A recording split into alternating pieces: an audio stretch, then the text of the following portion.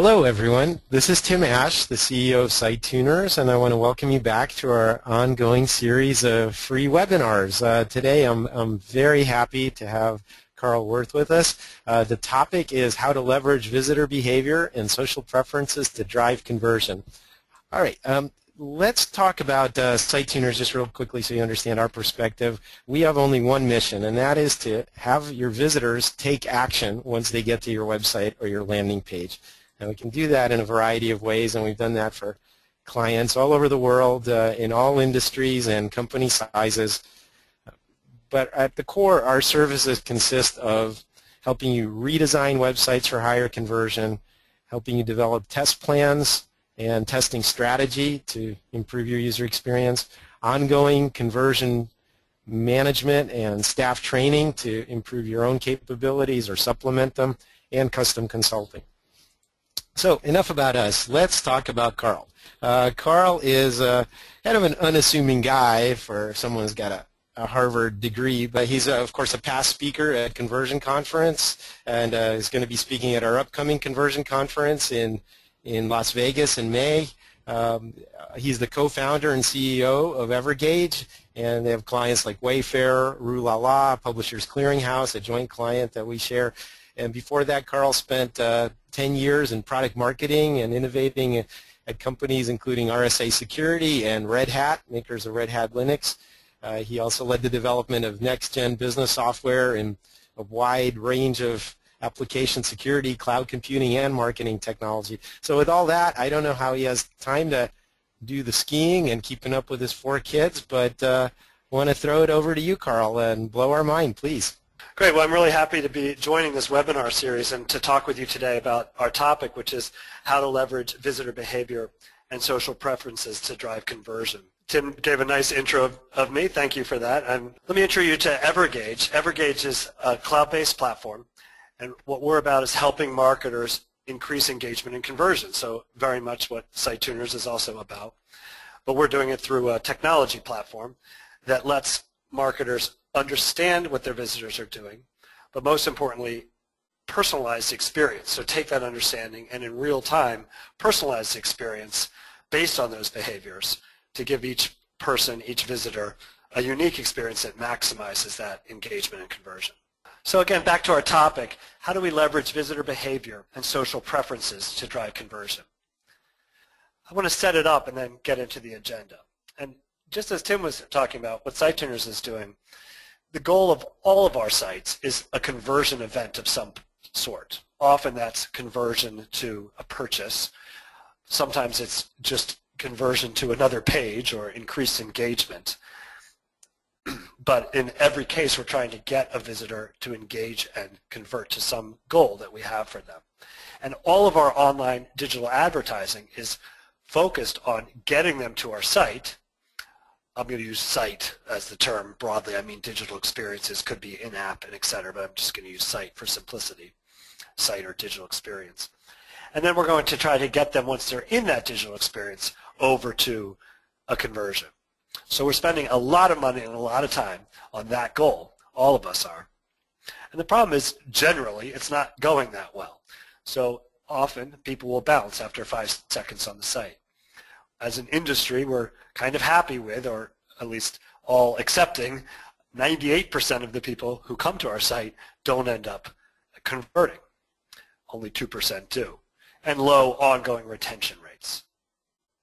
So we think about that problem a lot, as does Tim and his group. And one of our theories as to why that is exactly the theme of the talk today. That our experiences are not personal enough, they're not relevant enough to the person who's coming, and they don't involve enough social aspects. They don't feel like or be a community for that person such that it feels like home or a place of deep engagement that has the kind of engagement rates that say, Facebook does. So let's talk about that. We're going to first talk about what does it look like to personalize to increase conversion. Then talk about how can we leverage social to increase conversion. Then talk about how to bring the two together in the most powerful ways. And as part of that, talk about what I think is something really important, which is that each of our sites has a latent social network inside of it. And how can we tap into that using personalization and other social techniques to increase engagement and conversion? So strap on your seatbelts. It should be a fun half an hour. And as always, I like to do the following. I want to give you a framework for thinking about it. It's a perspective, or when you come to work every morning or thinking about your site, think of it in this way, a new way, hopefully. Then get real practical and say, okay, that's a framework, but how can I actually do that? What are some examples? And mostly I'll just be showing you pictures of other sites and mock-ups and the like to say, what could that look like in practice? So first, let's start with personalization. How can you personalize to increase conversion? What does that look like? Well, people are unique. Each person is a unique snowflake, as we tell our children, and they want to shop at a store that's just right for them. But the problem is, so often the experience they get is generic. So this blue person here comes in and sees a gray site, as does the green person, as does the orange person. The site is not a bad site. I'm not trying to say that. In fact, there's been a ton of analytics work, web design work, A/B testing, usability to make this gray site. And it's the best possible gray site that it could be. But by their nature, all of these techniques, web design, A/B testing, usability, tend to produce the best experience that's the lowest common denominator. So I might have all different kinds of people coming to my site at all different stages of relationship with me. My site has to be appropriate for all of them. And so I make a really good nav bar that lets them find what they're looking for, and really good search, and etc. And I A/B test it, but it's still a generic site that's being served up to all of those populations. It's the best possible one for them all, but it's not the best for me because I'm not in all of those other groups. And that's really the difference with personalization. Personalization takes what is a great thing. I'm not at all critiquing these things. They should be done very much. But it takes the best possible lowest common denominator site that's developed through these techniques and takes it to the next step to give me the maximally relevant site to who I am as a unique person. And so we still have the fundamental gray site, which has been made quite good underneath, but now this blue person is getting more blue relevant things for them, and green and orange and likewise. And I'll get into that, of course, in detail. So that's the big idea around the personalization side of things before we get to social. And that is that at any given moment on any of your sites in your digital experiences, there's at least this, a set of different personas. So that might be men versus women, or young versus old, or this person who's very interested in this kind of thing versus that kind of thing. We work with a gardening site, so beginner gardeners versus advanced gardeners. There's a very different persona that site needs to deal with differently. Someone who's an expert home builder versus a beginner home builder on a home improvement kind of site. These are basic personas that you're thinking about all the time and trying to build a great web experience for them. But how powerful would it be if the actual site experience changed dynamically based on who that persona was? Of course, you have different relationships. And this will be the framework that I'll be using. Sorry. Yeah, jump in.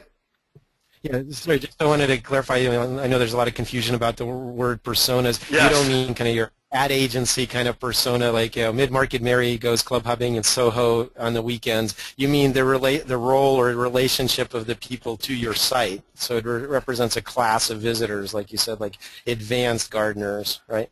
That's exactly right. Yeah, Tim, you and I have talked about personas and its misuse before, so I appreciate the clarification. Right. It's the personas for your site, the people, the kinds of people who are on your site who are going to, in the ideal world, have a very different experience because of the different relationship that they have with you. Retail buyers versus wholesale buyers, first-time users of your service versus experienced, so role-based kind of personas. That's right. Okay, right. Thank you. Yeah, exactly. And that transitions nicely into this. This is sort of who they are by their interest and that kind of relationship with you.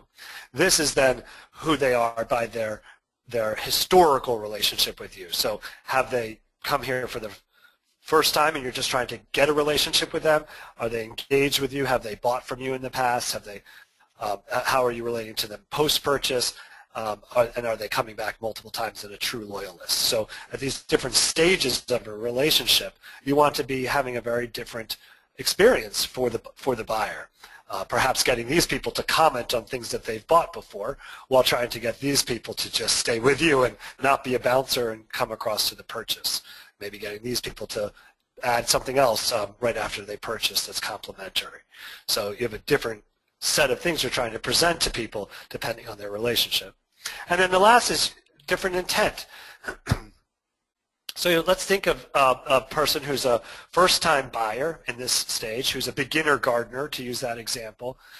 There might be two people who share those attributes, but in terms of intent are very different. So one might be just coming to your site and browsing around and seeing what's out there and trying to decide if it should be tomatoes or peas for their very first garden with their kids or something. Whereas someone else might be saying, you know what, I've actually made the decision and I'm looking to buy a whole plot of things to get going this weekend. So same persona and relationship, but very different intent in their visit. And again, if you could know that, which often you can, it would be advantageous to present a different experience to the two different people. So we think of this as the RPI framework, relationship, persona, intent. And this is the perspective that I wanted to bring to you at the high level. As you think about your site, be thinking about it in these terms: different relationship, different persona, different intent, and then taking steps to say, well, how can I present the maximally relevant experience to a person based on where they fit in that three-dimensional matrix? Because of time and simplicity, just to get the ideas across, I'm going to somewhat ignore these two and just give you some examples of this. How could you change what's being experienced on a site based on the steps of acquire, engage, purchase. And I'm only just going to focus on the front end of this. The point of this talk is not to be exhaustive, but to get you thinking in this way and showing you some examples. So that's where we're going to focus for the next few slides. Before I do, I just want to give you an example of how one might do this. So you're on a site, and this is Target site, and so I'm on the site, and what I want to do is set up a set of different experiences. So perhaps I want to say, let's really change the home page. And for the home page, I want to have a different experience for first-time visitors versus repeat visitors who are non-buyers versus one-time buyers, repeat buyers, et cetera, et cetera. And so I might set a set of experiences up for my home page based on the stages in this grid here. Or I could perhaps do it differently and say, well, I'm actually going to focus my home page on different experiences for different personas, first-time gardeners versus repeat gardeners in that example, or the mix of the both. And then you go in and you change the experience of your site for that, personalizing the text or the pictures or the whole thing. So let's look at how you would do that. And this is how you would think about it, again, just focused on the relationship side of things. You would go through and think about a set of experiences that you might want. So you might say, well, for people who are new to my site, maybe I want to educate this new visitor about my brand and my offerings. And I'll show you an example of this. Maybe I want to show them a relevant product that's based on the keyword they used. As they come into the next step, and I really want to engage someone, maybe I want to give them a limited offer. And I know this person has never bought from us before. I'm going to give them a limited time offer. Or maybe I'm going to change the nav bar and show them the category where they've been spending the most time to really get them over across to purchase.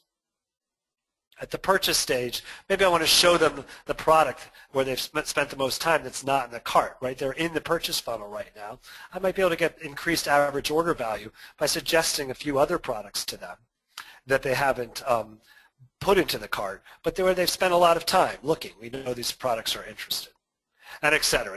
I don't want to just focus on the text here, but I wanted to show this. This is a matrix we use and might be helpful for you to use internally as you think about your stages and come up with different plays or sort of use cases for how you're going to talk to people differently depending on the stage that they're at, and then roll those out. So let's get, I think, into the more fun part, which is let's start talking about some actual specific examples of what this could look like. And so I'm talking about this stage here. So beginning acquisition stage, these are people who are just getting to your site, and you want to talk to them differently in order to engage and convert them. So this is actually an example from Gardeners, which is a gardening company we work with, and they, you can buy all sorts of great gardening supplies. Give a good ad for them. They're terrific. But they have a simple example here. They have a lot of domestic customers in the U.S., of course, but they have a lot from outside of the U.S. And it's a natural question to wonder, hey, can this gardening company ship things like tomatoes to me internationally? And how does that work? And so they had a very high bounce rate. They looked at their Google Analytics, and they had a high bounce rate for international shoppers. And so they ran a campaign where they just, based on geo lookup, they made a nice, very in-your-face message here, which said, hey, we know you're international. We can serve you. And remember that and go ahead and then browse our site. And it led to 162% increase in carding rate because these people felt cared for and that this site is for me, which is a lot of what you want to be doing in that early acquisition phase. Say, this is for you. You're welcome here. Dig in. And then as they dig in, do other things to personalize to increase that engagement, get them to add to cart, of course. Here's another example. I'm sorry the picture is blurry, but this is Rue La La. And if some of you know Rue La La, it's a great site to buy all sorts of items, but particularly fashion items, some also travel, spa, etc., jewelry. It's a membership site, and it's really different from your normal e-commerce site in a sense, in that it's a membership site, and every day at 11 there's special new boutiques or specials that are available to you. And so if you're there for the first time, you might not know that. And so they did a lot of work to identify first-time visitors and treat those first-time visitors really differently at this acquisition stage than repeat visitors. And it's basically you see a nice little post, what looks like a sticky note, with tape there put onto the site, and be able to say, hey, we realize you're new here. Let us explain what we're all about and why we're different. Had great results with this in its ability to build loyalty and repeat visits, because that's the whole goal with them, is to get this person coming back, get them coming back daily when the boutiques open, and result in actual purchase. Here's another example for FSA Store, which is a store where you can go and sell, use your FSA stuff from your company, flexible spending money, to buy stuff online instead of having to do it in a convenience store. And so they are really wanting, again, to get first-time visitors hooked, get them over to make their first purchase, get all signed up with them, and get going. And so they want to offer a promo, but they don't want to offer that to everybody. They only want to offer that to people who are early on with them. And yet they make this really personalized. So what they're showing here is based on what the person who's come, spent some time browsing around, has spent the most time looking at. I think that's the rule, or from the category of thing that they spent the most time looking at. You know that they're interested in these kinds of things, so give them a really nice welcome and offer that says, hey, you're checking out these things. We want to give you a $5 off to go ahead and buy that to get them signed up for the first time. So those are some nice examples on the acquire side, and then I just thought I'd show you three or so on the engage side, and then we'll move into the social questions. So here's again Rue La La, another example. And now they've got people that they're been trained on what Rue La La is all about, and they're in the experience of Rue La La, and they've spent a bunch of time looking around. And like most shoppers, they spend a fair amount of time as they get more engaged looking at different things and trying to decide what to buy. And so they have added this bar, column, I guess you call it, to the side of their site, which is showing not sort of the classic recommendation engine kind of thing, which is people who looked at this also looked at that, but a more personalized thing, which is saying, here's the items that you have recently looked at, and also adding into that a few suggestions of other things in the same category that are based on what that person has spent the most time in.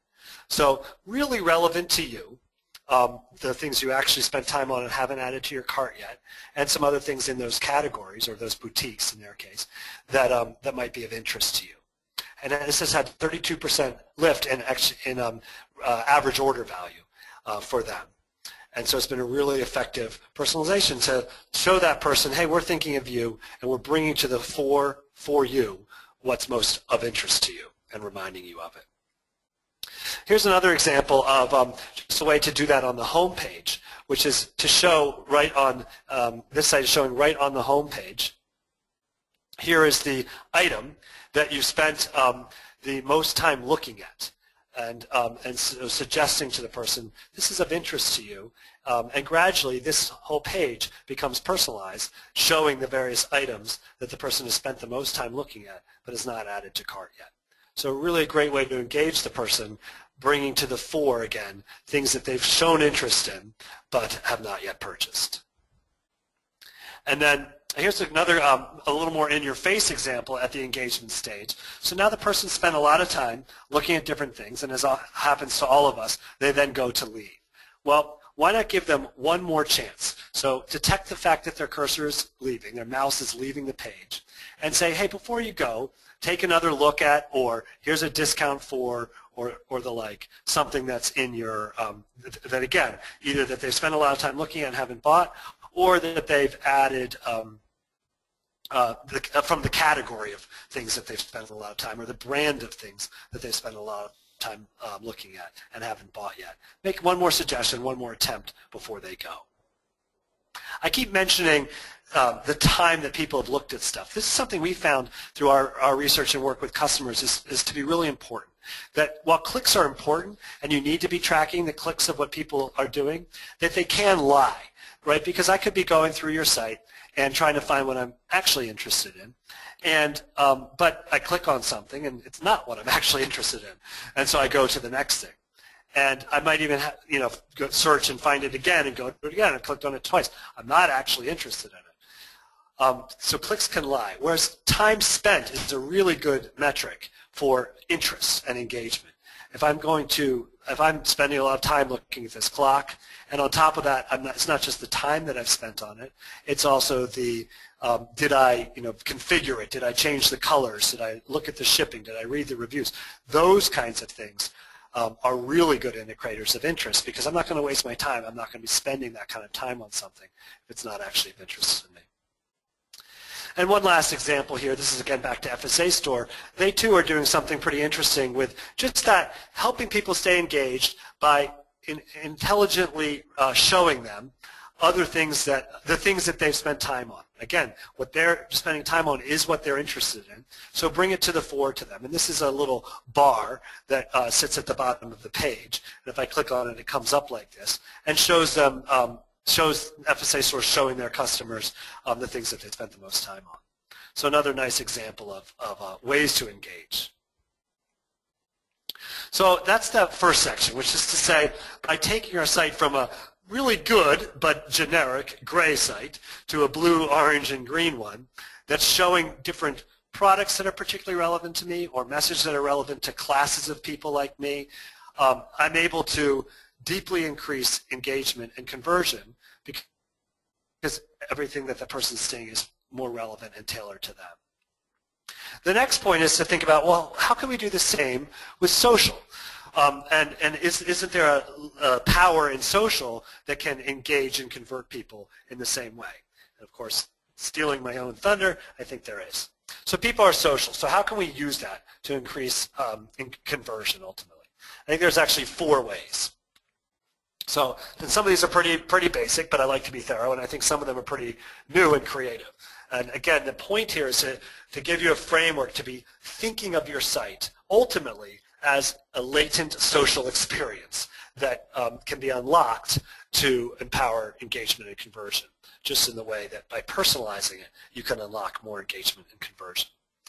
So the first is to just use our customers, as a site, our ultimate end customers, social networks to acquire new customers. And this is not new to us, but it is the first way that we all think about it, I think. And so here's back to gardeners again. They are, you're looking at these very cool, I think, eggs and for birds, and I'm looking at that and I think, oh, that's pretty cool, so I pin it or I share it or I tweet it, right? And so that's a good example of ultimately what I'm trying to do here is use the fact that you're on my site already to get you to share it out, to get more people to come to my site. So it's an acquire, it's an acquisition activity, and we're pretty familiar with that. And so we can do that pre-purchase funnel, but then there's a lot of folks who are doing that post-purchase funnel. This is a particularly good time to get someone to do this, right? I just bought my new shoes, and so I want to share it out to my friends, and so I'm excited about my new purchase. And so that's effective method for getting more social followers to come back into the site because I've shared it at that point. But I think we all have to admit that in a sense we're kind of using our customers, right? The point of this is to use their network to acquire new customers. And that's fine, and we're upfront about it, and hopefully it happens. But we realize that often we have to pay them, therefore. We have to give something to them in return. And so there's sites that will pay for that customer acquisition, essentially, by giving the person some kind of coupon in order to share. So nothing new here, but it's worth being cataloged in the set of things in how we think about social in our sites. So let's get a little bit more sophisticated here and think about how could we use social data to actually start personalizing the experience. I've got this person on the site. It's great to get them to sort of go out to their networks to get more people to my site. But how can I, while they're on my site, use social things to make a better experience? Well, so of course I could just make it easier for them to sign in with a social login, and that's very important, and we want to get our customers logged in because then we can better serve and understand them, and especially in personalization it becomes very powerful to be able to have a logged in person who you're personalizing to.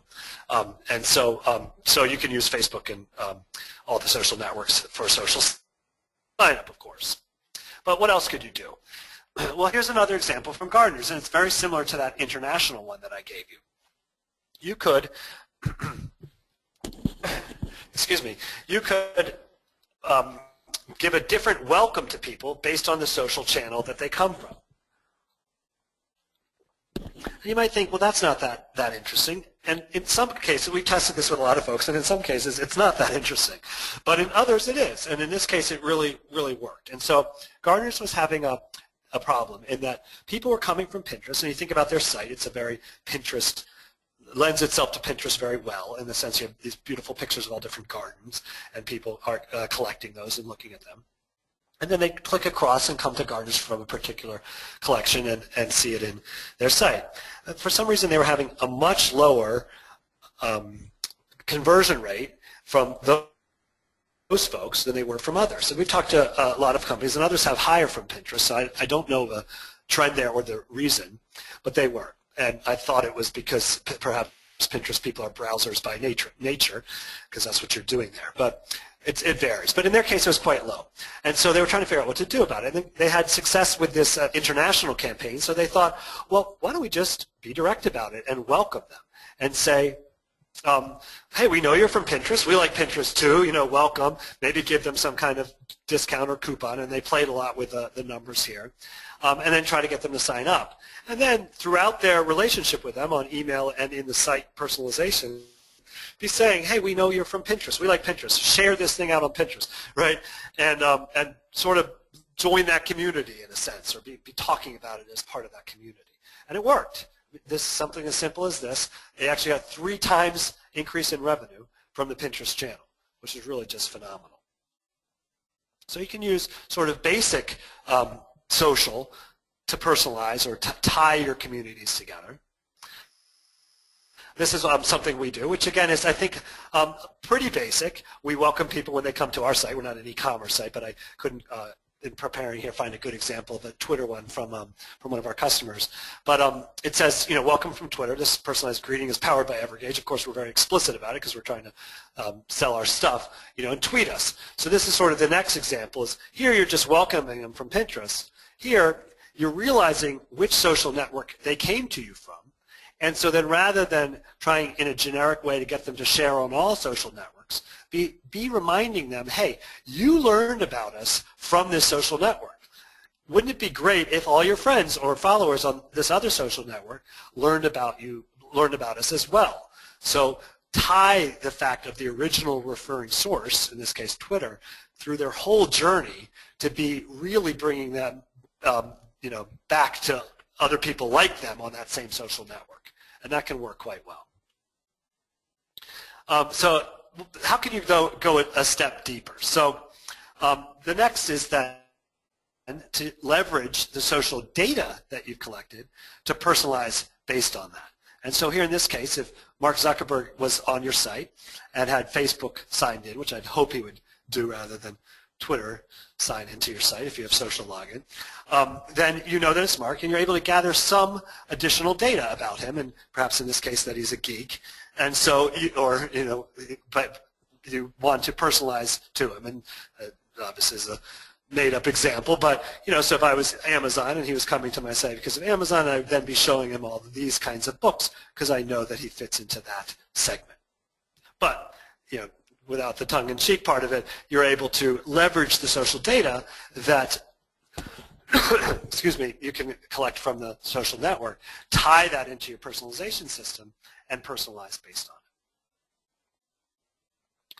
All right, so then that's the beginnings of tying some little bits of social data together with personalization and changing what's happening on your site.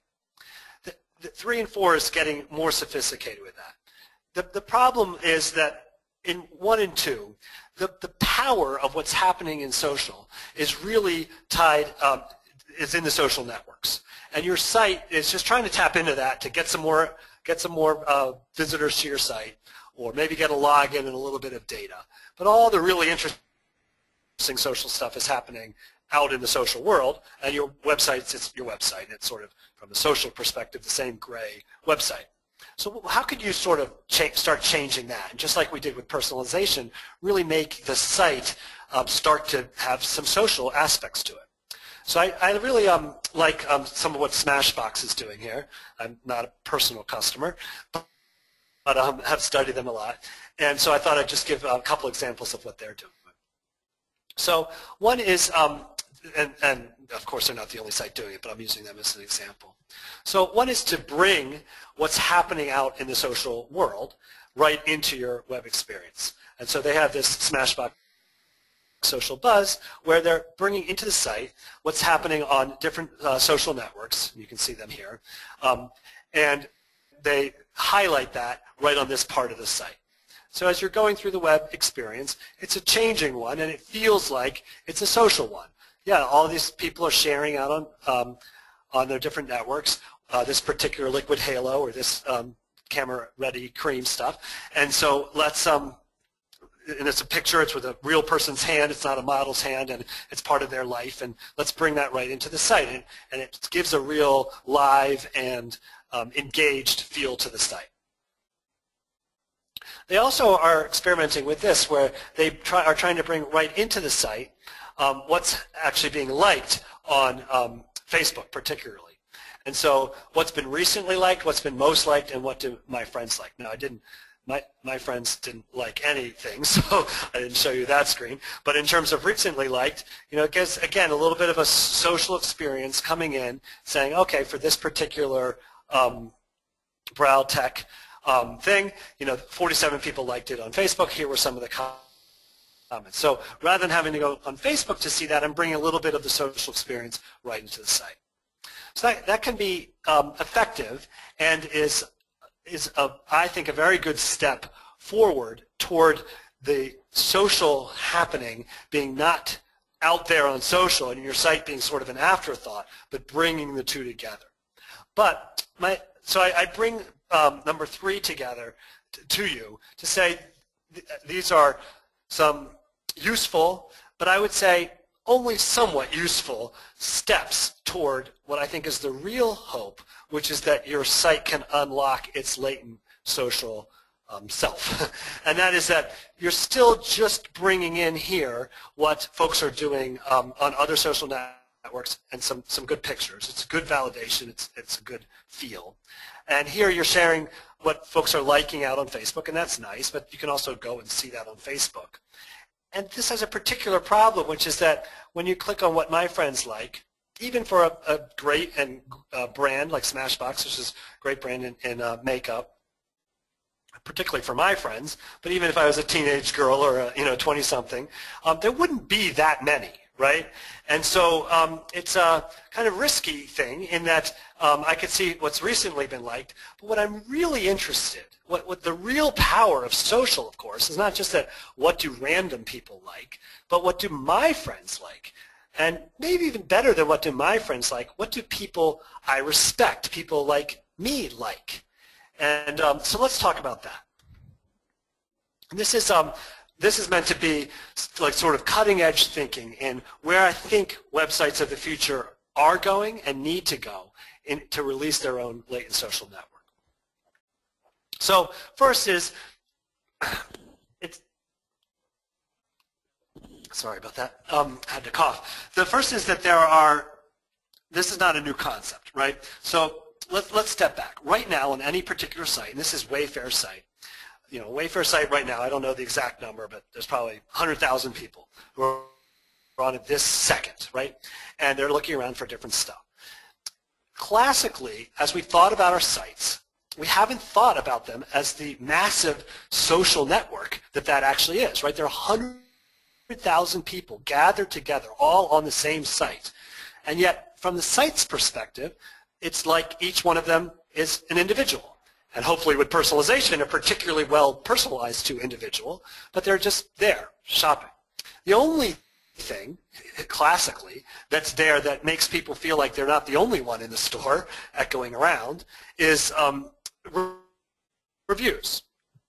And reviews are the beginning of a great social network in a sense, right? There are all these people coming to this site, and they're reviewing this stool and telling it's 5 and 4 and it's great and why, and telling you a little bit something about themselves. And this is hugely valuable to Wayfair or to every site, their reviews, in terms of stickiness, in terms of helping people decide whether to purchase the product or not.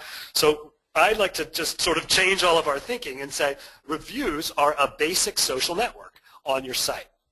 The problem is, though, that a very small number of people do reviews, and also not all people are the same. I don't particularly care about what, let's say, I've already told you I have 4 kids, I'm middle-aged, and I live in the suburbs, right?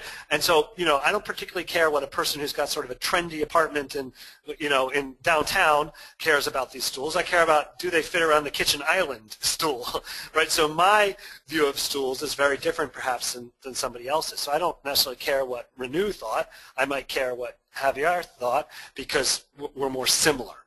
So reviews are good, but they're not all the way there. But they are a social network, and we should think about them that way.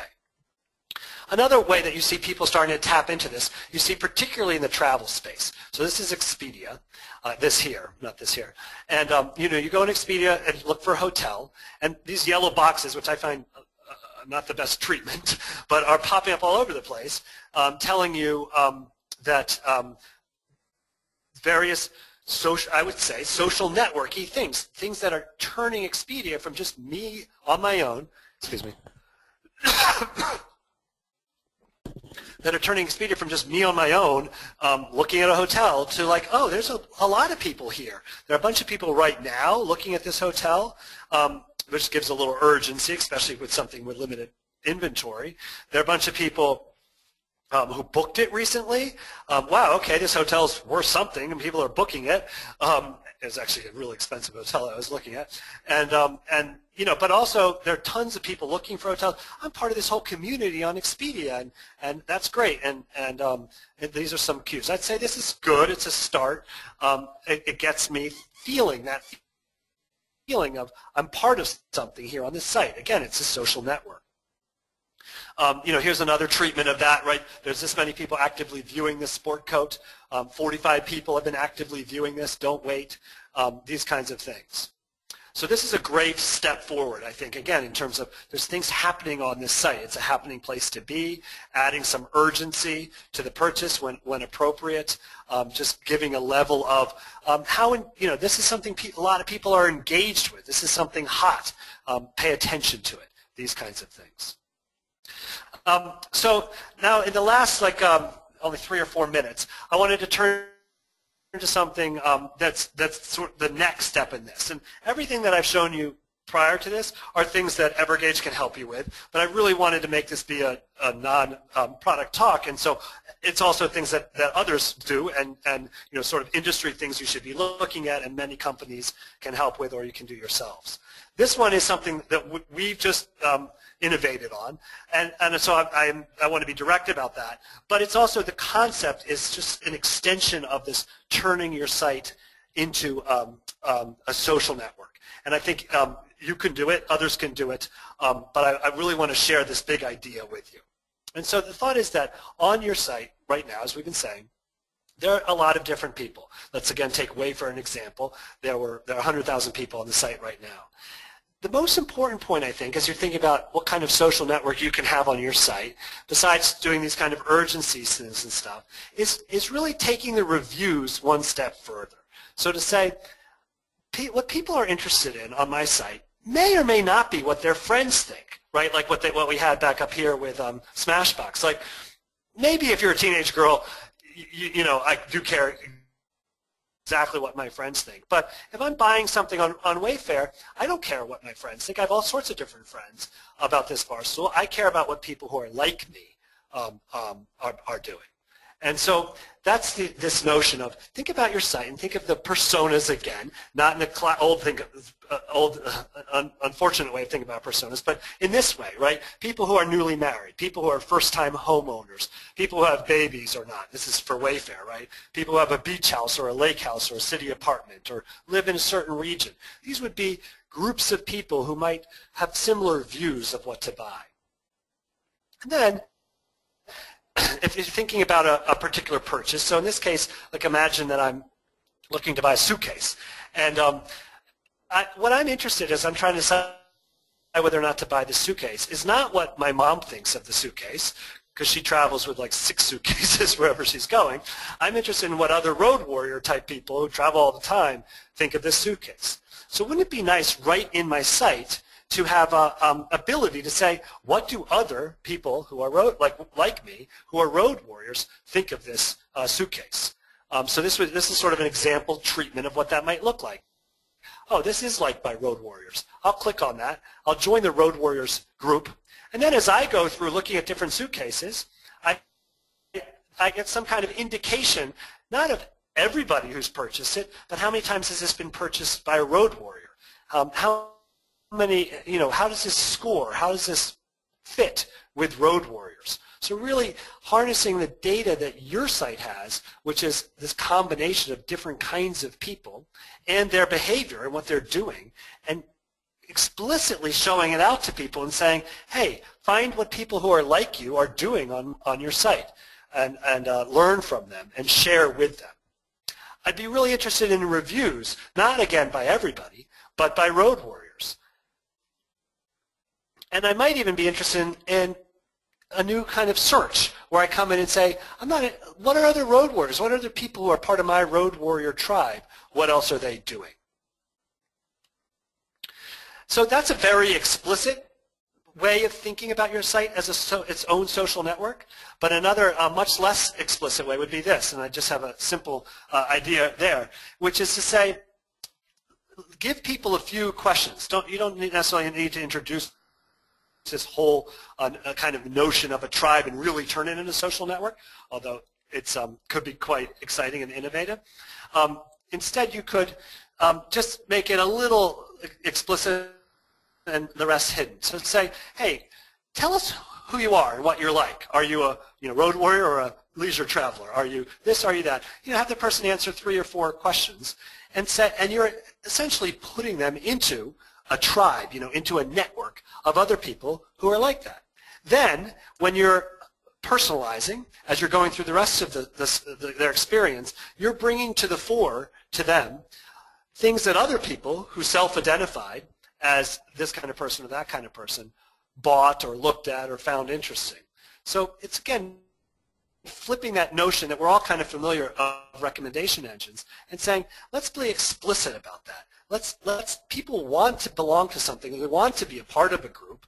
So let's let them join groups. Let's them on our site. Let them know that there are other people here who are like them. Let's be explicit about that. And then as we personalize or as we experience the rest of the site, let's bring to the fore things that are relevant to them that are related to the groups that they're a part of.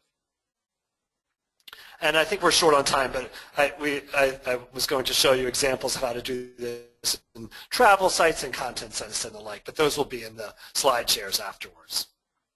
So my summary point, and then I really want to leave time for questions, is to say that we're all trying to increase conversion and engagement. And it's great and really important to A/B test and look at our analytics and really improve the website to maximize its effectiveness in doing so. That's sort of the beginning, the bar. You've got to be doing that. But then, as you're looking to increase conversion further, there's 2 places to look. One is a personalized experience that makes it maximally relevant across the relationship you have with the person, the kind of person they are, and their intent with you, and really change the experience for them based on that. And then the second is to bring in something that's really important to them, which is other people. They don't want to be alone. Nobody does. They want to be shopping with other people and learning from other people. So tie into social in some basic ways, bringing them back and forth to the current social networks. But I think the really interesting thing is to figure out ways that the hundreds of thousands and millions of people who are on your site can begin becoming a social network themselves, beginning with reviews, but moving to some of the other ideas that I showed you to enhance that. So I hope this was helpful. It was really fun for me to talk to you, and I look forward to your questions.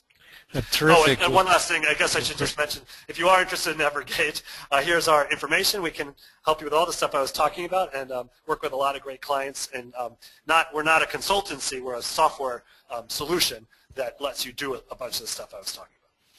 Okay, thank you so much, Karl. That was fantastic. We've packed a lot in. We are going to get to a few questions, so please use the question pane in your control panel to ask questions at this point. We'll try to get to as many sites as many questions as we can. And while we're transitioning to that, I just want to tell you about a couple of opportunities here real quick. If you are interested in having us take a quick look at your site, we would be glad to do that. One of our conversion staff will schedule a mini review, a 15-minute free conversion review, and we'll record that via GoToMeeting and send you the transcript as well as a video. So you have to sign up by the 12th, okay, to take advantage of this. And I know we have some of our clients listening in, so sorry, new clients only. Just go to bit.ly/CRO review, rather. All right, and also, if you'd like to hear more from Karl and some of the top thought leaders in the industry, we're going to have our biggest and best U.S.-based conversion conference coming up in May at the Rio.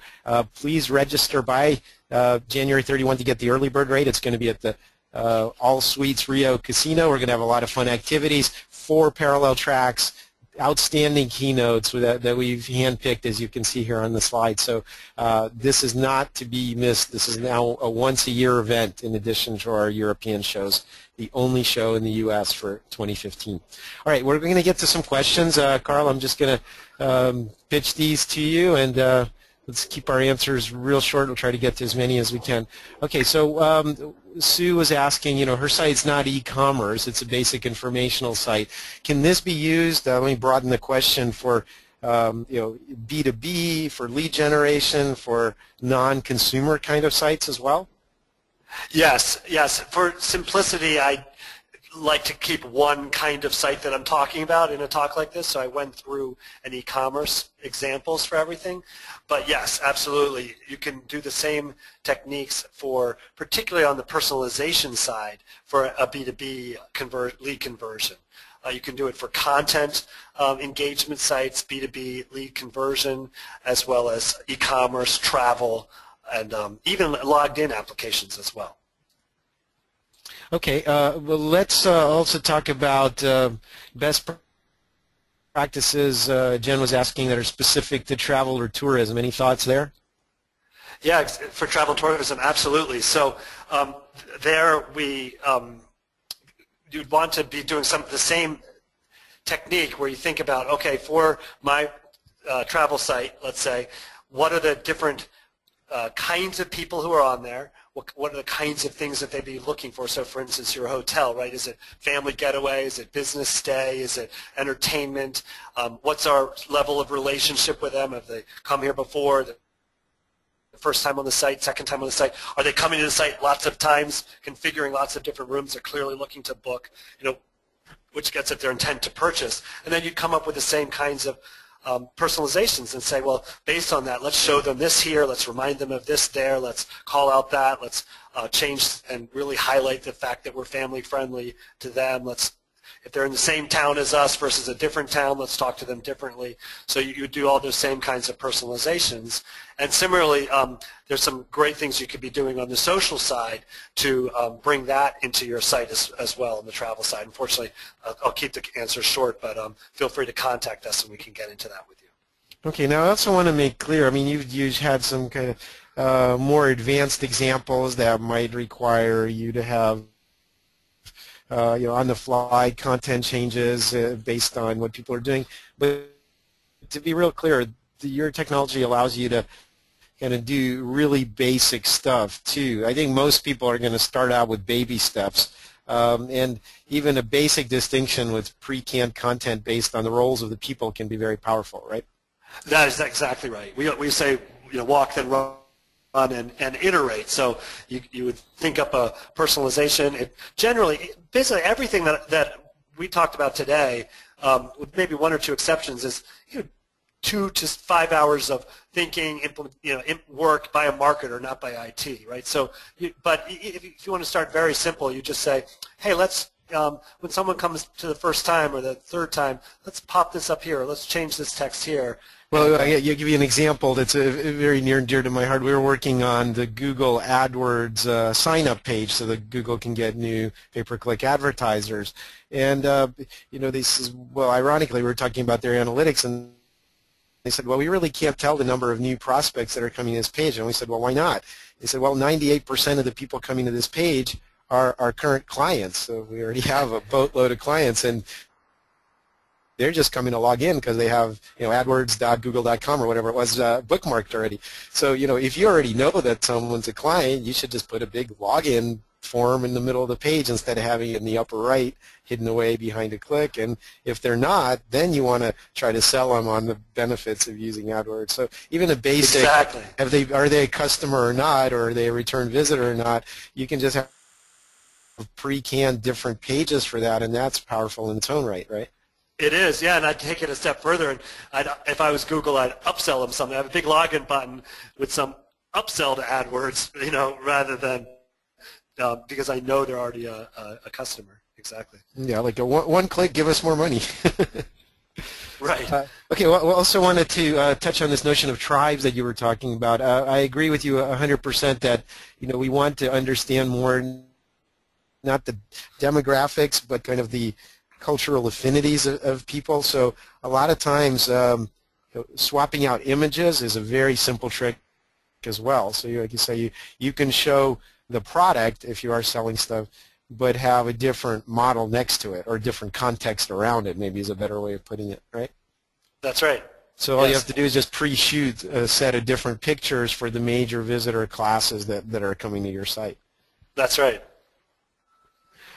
All right. Well, let's see. So we have one question from Sally is there a specific size company that Evergage works with, or does it work for smaller companies as well?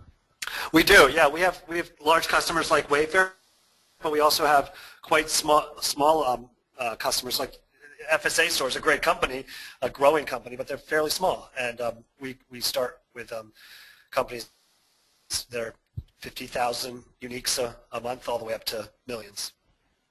Okay, terrific. So let's talk about, we have a couple more questions here I want to get to. Let's see. So what Sharon was asking earlier, how do you suggest incentivizing customers to share socially if you can't do promotion codes or discounts? If you can't do promotion codes or discounts, yeah,